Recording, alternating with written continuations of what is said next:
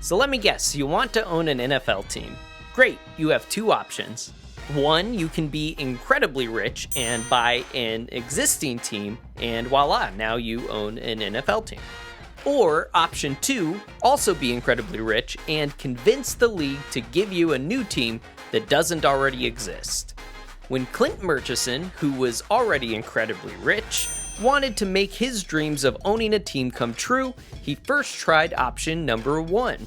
Negotiating with multiple different teams in the late 1950s, he eventually believed he had reached a deal to purchase the then-named Washington Redskins and move that team to Dallas. The owner of the Redskins at the time was a man named George Preston Marshall. Marshall, according to Murchison, had changed the terms of the deal at the last minute and the sale didn't go through. Understandably, both of these incredibly wealthy men were mad at each other, and they vowed to be as petty as possible. Now, in 1960, the NFL wanted to add a team in Dallas.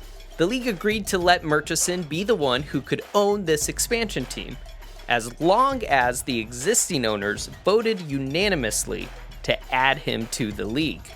As it stood, all the owners agreed to let the expansion go through, except for one, George Preston Marshall, the owner of the Washington Redskins.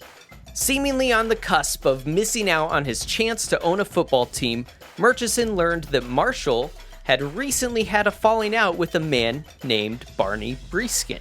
Breeskin was the director of the Washington Redskins band. The band played at the beginning and halftime of every Redskins home game, and the centerpiece of every performance was a fight song called Hail to the Redskins, which Barney Breeskin wrote and owned the rights to.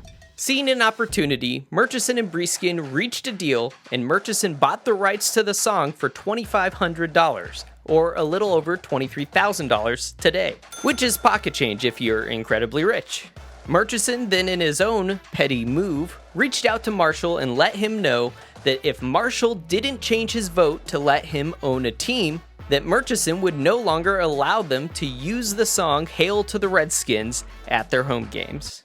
Finally conceding defeat, Marshall agreed to change his vote in exchange for the rights to the song. The trade was made and Clint Murchison was awarded an NFL team in Dallas. And that is the story of how the Dallas Cowboys were born.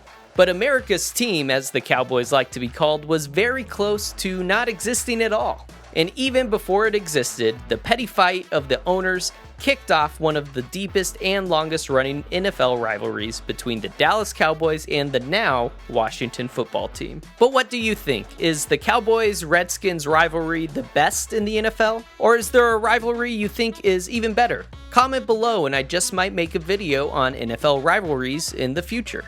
Now, you might not be incredibly rich, and sorry to break this to you, you probably will never own an NFL franchise. But if you do like sports, check out some of my other videos on this channel, like how every NFL team got its name, and you just might learn something new about one of your favorite teams.